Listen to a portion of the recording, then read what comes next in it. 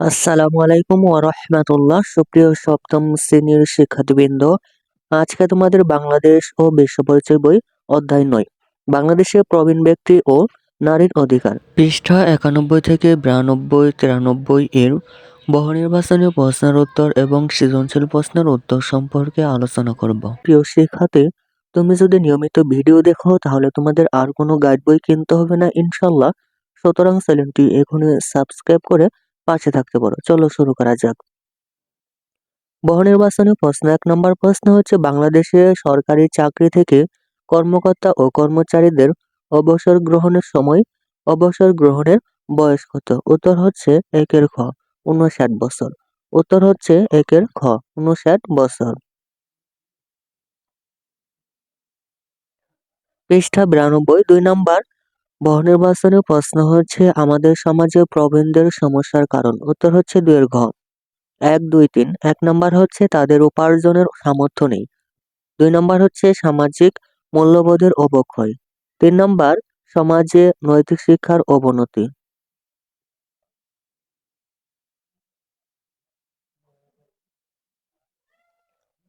নিচের উদ্দীপকটি পড়ো এবং ৩ ও ৪ নম্বর প্রশ্নের উত্তর দাও। রোজিনা তার স্বামীকে ছেলে মেয়েদের জন্য খেলনা আনতে বলেন। বাজার থেকে তার স্বামী ছেলের জন্য ক্রিকেট বল ও ব্যাট এবং মেয়ের জন্য পুতুল ও হাঁড়ি পাতিল কিনে আনলেন। ৩ নম্বর প্রশ্ন হচ্ছে, রোজিনার স্বামীর খেলনা ক্রয়ের ঘটনা ছেলে মেয়ের প্রতি যে ধরনের আচরণের প্রকাশ পেয়েছে তা হলো। উত্তর হচ্ছে ৩ খ। উত্তর হচ্ছে ৩ খ ২ নম্বর। ২ হচ্ছে দৃষ্টিভঙ্গির পার্থক্য। দৃষ্টিভঙ্গির পার্থক্য। ৪ নম্বর বহুনির্বাচনী প্রশ্ন হচ্ছে, উক্ত বৈষম্যের কারণে শিশুর কোন দিকটি অধিক বাধাগ্রস্ত হচ্ছে? উত্তর হচ্ছে ৪ ঘ সঠিক মানসিক বিকাশ। সঠিক মানসিক বিকাশ। সৃজনশীল ১ নম্বর প্রশ্ন হচ্ছে, উদ্দীপক হচ্ছে স্বামী এবং ৩ সন্তান নিয়ে হাফিজার সংসার। স্বামীর একক আয়ে তার সংসার চলে না। সংসারের অভাব পূরণে হাফিজা নির্মাণ শ্রমিকের কাজ নেয়। সপ্তাহ শেষে মজুরি গ্রহণের সময় মালিক তাকে দৈনিক ৩০০ টাকা হারে মজুরি দেয়, অথচ একই কাজের জন্য পুরুষ শ্রমিকদের ৪০০ টাকা হারে দৈনিক মজুরি দেয়। সে এর প্রতিবাদ করলে মালিক তাকে কাজে আসতে নিষেধ করে। ক নং প্রশ্ন হচ্ছে, বেগম রোকেয়া নারী ও পুরুষকে কিসের সঙ্গে তুলনা করেছেন? খ নং প্রশ্ন হচ্ছে, সংসার জীবনে নারীর প্রধান ভূমিকা বর্ণনা করো। গ নং প্রশ্ন হচ্ছে, হাফিজা কোন ধরনের বৈষম্যের শিকার হয়েছেন ব্যাখ্যা করো। ঘ নং প্রশ্ন হচ্ছে, হাফিজার মতো নারীদের অধিকার আদায়ে করণীয় বিষয়ে মতামত দাও। প্রিয় শিক্ষার্থী, সৃজনশীল ১ এর উত্তর তোমাদের দেখাচ্ছি, তা তোমরা দেখে নিতে পারো। চলো শুরু করা যাক। সপ্তম শ্রেণীর বাংলাদেশ ও বিশ্ব পরিচয় বই অধ্যায় ৯ বাংলাদেশের প্রবীণ ব্যক্তি ও নারীর অধিকার, পৃষ্ঠা ৯২ থেকে ৯৩। ১ নং সৃজনশীল প্রশ্নের উত্তর। ক নং প্রশ্ন হচ্ছে, বেগম রোকেয়া নারী ও পুরুষকে কিসের সঙ্গে তুলনা করেছেন? ক নং প্রশ্নের উত্তর হচ্ছে, বেগম রোকেয়া নারী ও পুরুষকে একটি গাড়ির ২টি চাকার সঙ্গে তুলনা করেছেন। খ নং প্রশ্ন হচ্ছে, সংসার জীবনে নারীর প্রধান ভূমিকা বর্ণনা করো।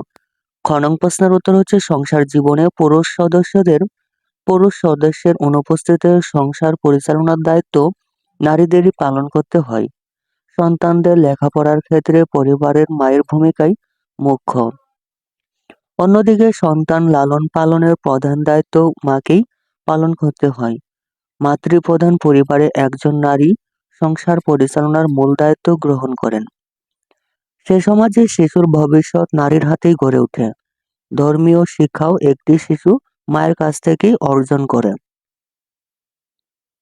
গ নং প্রশ্ন হচ্ছে, হাফিজা কোন ধরনের বৈষম্যের শিকার হয়েছেন ব্যাখ্যা করো।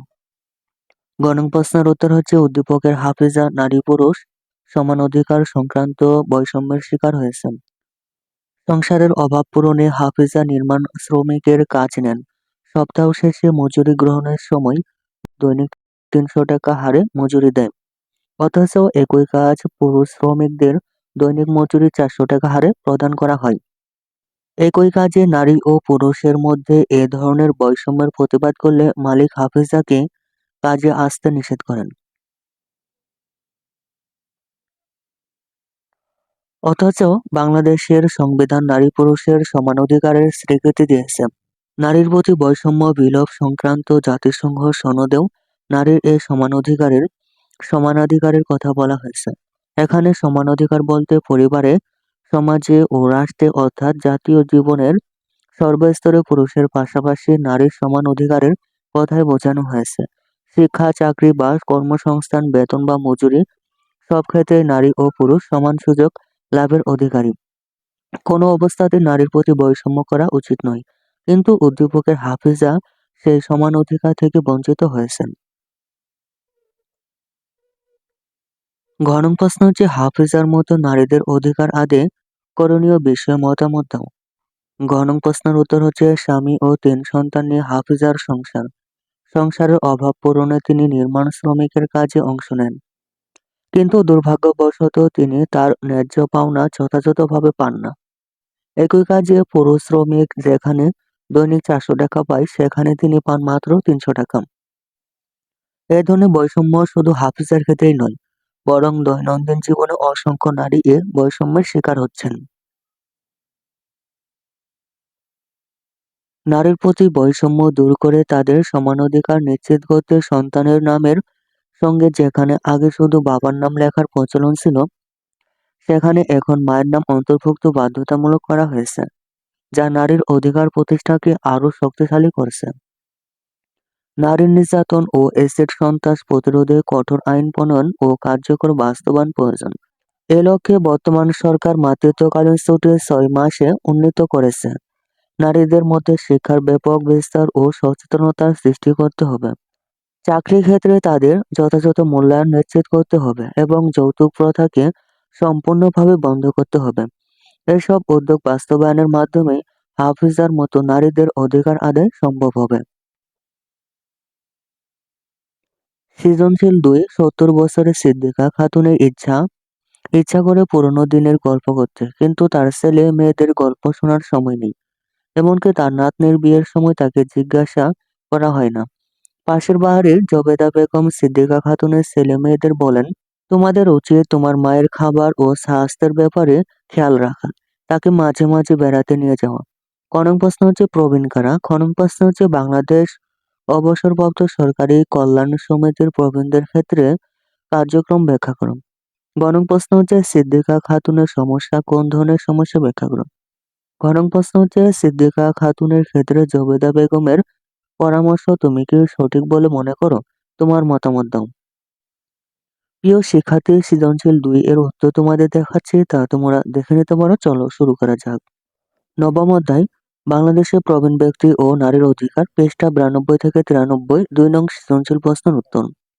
ক নং প্রশ্ন হচ্ছে, প্রবীণ কারা? ক নং প্রশ্নের উত্তর হচ্ছে, সাধারণত ৬০ বয়সের মানুষকে প্রবীণ বলে গণ্য করা হয়। খ নং প্রশ্ন হচ্ছে, বাংলাদেশ অবসরপ্রাপ্ত সরকারি কল্যাণ সমিতির প্রবীণদের ক্ষেত্রে কার্যক্রম ব্যাখ্যা করো। খ নং প্রশ্নের উত্তর হচ্ছে, বাংলাদেশ অবসরপ্রাপ্ত সরকারি কল্যাণ সমিতি প্রবীণদের ক্ষেত্রে নানা ধরনের কল্যাণমূলক কার্যক্রম পরিচালনা করে থাকে। এই সমিতি প্রবীণদের স্বাস্থ্য রক্ষা নিশ্চিত করার পাশাপাশি তাদের পরিবারের সদস্যদের শিক্ষা লাভের জন্য শিক্ষা অনুদান প্রদান করে।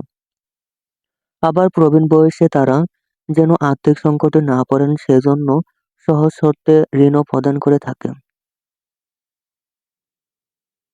গ নং প্রশ্ন হচ্ছে, সিদ্দিকা খাতুনের সমস্যাটি কোন ধরনের সমস্যা ব্যাখ্যা করো।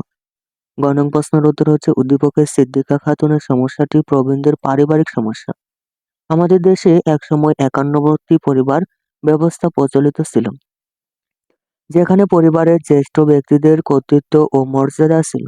বর্তমান আধুনিক সমাজ ব্যবস্থায় একান্নবর্তী পরিবার ভেঙে একক ও অনুপরিবারের সৃষ্টি হচ্ছে। ফলে এসব ছোট পরিবারে বৃদ্ধ মা বাবা ও শ্বশুর শাশুড়ির স্থান অনেক সময় থাকে না। তাদের সঙ্গ দেওয়ার কিংবা গল্পগুজব শোনার মতো কেউ থাকে না। ছেলেমেয়েদের কর্মব্যস্ত জীবনযাপনের কারণে তাদের দেখাশোনা ও সেবা যত্নের অভাব দেখা দেয়। সংসারের যে কোনো গুরুত্বপূর্ণ সিদ্ধান্ত তাদের বাদ দিয়েই নেওয়া হয়। তাছাড়া সাংসারিক বিভিন্ন কাজে তাদের সম্পৃক্ত করা হয়, যা তাদের জন্য কষ্টকর হয়ে ওঠে।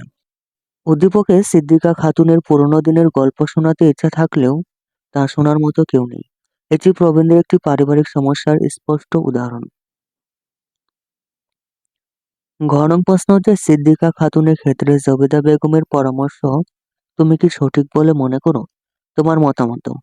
ঘ নং প্রশ্নের উত্তর হচ্ছে হ্যাঁ, আমি সিদ্দিকা খাতুনের ক্ষেত্রে জবেদা বেগমের পরামর্শকে সঠিক বলে মনে করি। সংসারের কর্মঠ ব্যক্তি সারা জীবন পরিশ্রম করে পরিবারের সদস্যদের ব্যয়ভার বহন করেন। সময়ের পরিক্রমায় সেই কর্মঠ ব্যক্তি একসময় প্রবীণ হয়ে পড়েন। কর্মজীবন থেকে অবসর নেওয়ার পর তারা ধীরে ধীরে ছেলেমেয়েদের উপর নির্ভরশীল হয়ে পড়েন। এই নির্ভরশীলতার কারণে অনেক পরিবার তারা বোঝা হিসেবে জীবনযাপন করেন। তারা নিজেদের সুখ দুঃখের কথা বলার জন্য কাউকে পান না। ছেলেমেয়েদের কর্মব্যস্ততার কারণে তারা যথাযথ সেবা যত্ন থেকেও বঞ্চিত হন। উপার্জন ক্ষমতা হারিয়ে ফেলায় মতামতের ক্ষেত্রেও তাদের গুরুত্ব দেওয়া হয় না। উদ্দীপকে সিদ্দিকা খাতুন এমনই একটি পরিস্থিতির শিকার। তার ছেলেমেয়েরা তার খোঁজ খবর ও দেখাশোনা করে না। তাই পাশের বাড়ির জবেদা বেগম সিদ্দিকা খাতুনের ছেলেমেয়েদের তার খাবার ও স্বাস্থ্যের প্রতি খেয়াল রাখার পরামর্শ দিয়েছেন। পাশাপাশি তার হীনমন্যতা ও অস্বাস্থ্য দূর করার জন্য মাঝে মাঝে তাকে বেড়াতে নিয়ে যাওয়ার কথাও বলেছেন। প্রবীণ বয়সে অসহায়ত্ব ও নিঃসঙ্গতা দূর করার জন্য এ ধরনের পদক্ষেপ নেওয়া প্রতিটি সন্তানের নৈতিক কর্তব্য। কাজেই বলা যায়, সিদ্দিকা খাতুনের ক্ষেত্রে জবেদা বেগমের দেওয়া পরামর্শ যৌক্তিক ও বাস্তবসম্মত। প্রিয় শিক্ষার্থী, এই ছিল তোমাদের সপ্তম শ্রেণীর বাংলাদেশ ও বিশ্ব পরিচয় বই অধ্যায় ৯, বাংলাদেশে প্রবীণ ব্যক্তি ও নারীর অধিকার, পৃষ্ঠা 91, 92 এবং 93 এর বহুনির্বাচনী প্রশ্নের উত্তর এবং সৃজনশীল প্রশ্নের উত্তর। প্রিয় শিক্ষার্থী, অন্যান্য সকল বইয়ের সবার আগে উত্তর পেতে চ্যানেলটি এখনই সাবস্ক্রাইব করে পাশে থাকতে পারো। ধন্যবাদ।